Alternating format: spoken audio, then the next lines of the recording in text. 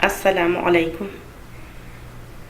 In my previous video, I summarized the happenings of the conference, in which there were two debates between Professor Ihab and Dr. Babuna, and between Sheikh Yasir Qadi with Dr. Osama Hassan. There was a lecture between these two debates by Dr. Fatima Jackson. Dr. Fatima Jackson, Professor Ihab, and Dr. Osama Hassan were three pro-evolution speakers in this conference, and Dr. Babuna was the only one with scientific knowledge who spoke against the theory of evolution. Brother Yasir Qadi was an Islamic scholar. So this conference was dominated by pro-evolution Muslims. All three pro-evolution speakers spoke that Muslims need to accept evolution to progress. Dr. Fatima Jackson said that understanding evolution is necessary to understand medicine and to understand bacterial resistance to antibiotics. These researchers have no knowledge that evolution is not included in medical curriculum, neither during undergraduate nor is it the subject of any postgraduate specialty. Resistance of bacteria to antibiotics and genetic shift and drift are frequently touted by evolutionists as an example of microevolution. One must remember that these phenomena do not change the bacteria and viruses to another organisms. It is like you are going to park your car in a multi-storied garage. Even if we reach another level sitting in the same car, our level changes but the car does not change. So the bacteria which develops resistance to antibiotics and the bacteria that develops capability to synthesize some new enzyme still will remain bacteria. So we people in medicine don't study evolution to combat resistance of bacteria. We learn how can we judiciously use antibiotics to minimize the resistance.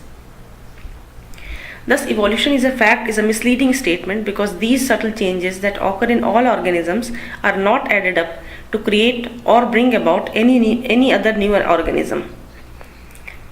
I call this statement as misleading because evolution means change over time and we all will agree for it to be a fact. Living organisms are born, they grow and die, and the population changes with the time is a fact. And we all know this. Biological evolution, descent with modification of all organisms from common ancestors, is not a fact. The truth is that every branch of science has negated it, whether it be paleontology, genetics, molecular biology, or thermodynamics. But because of ignorance of common mass about all these branches, evolutionists still blatantly propagate the lie that biological evolution of descent with modification from common ancestor is a fact. The reason evolution is still favored is because of what Dr. Babuna showed in his slide about the intentions to support this theory. Dawkins said that before Darwin it was difficult to be an intellectually fulfilled atheist, but after Darwin it is easy to become an intellectual atheist. Theory of evolution is not a fact and there are other better explanations for various life forms on earth. And there are other ways to study life and to classify the biologically diverse living beings. If we do not know this, we may feel overtaken by the arguments of evolutionists who then will produce resentments in us by making us convinced that what we are following as this world being designed by Allah is not scientifically correct. The truth is that every field of science has confirmed the designing of this world, but it is evolutionists who do not want to accept it. What is being taught in current biology curriculum is the theory of evolution as an explanation of biological variation. This is not because it is the only explanation. This is because in any subject, if there are two opinions about certain fact, the curriculum that is taught to the students until they graduate is that of the dominant opinion. It is only when they become research scholars and join a PhD is when they research this literature that goes against the regular curriculum or dominant opinion. Dominant opinion does not mean as that of one who has more evidences in its favor. Dominant opinion means the opinion of the ones who are dominating the society. Christians dominated the society with their version of creation, and so they opposed Galileo when he proposed in the 17th century that the earth revolves around the sun.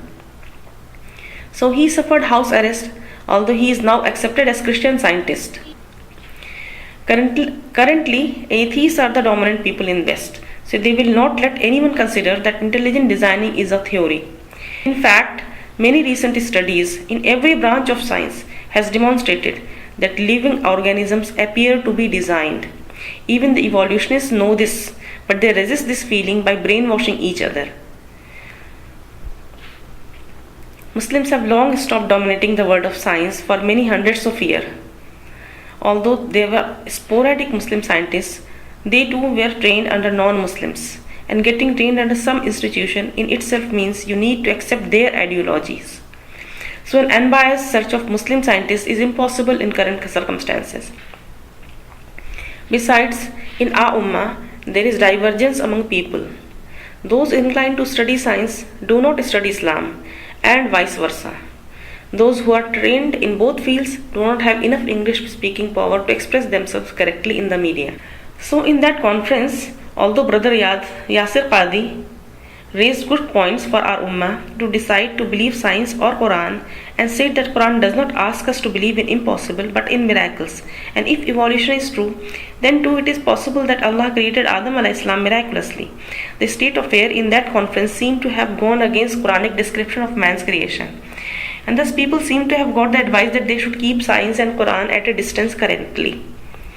That's why I felt the need to upload these videos to make Muslims aware of these two facts, that evolution is disproven by every branch of science and that there is another opinion about designing of living organisms.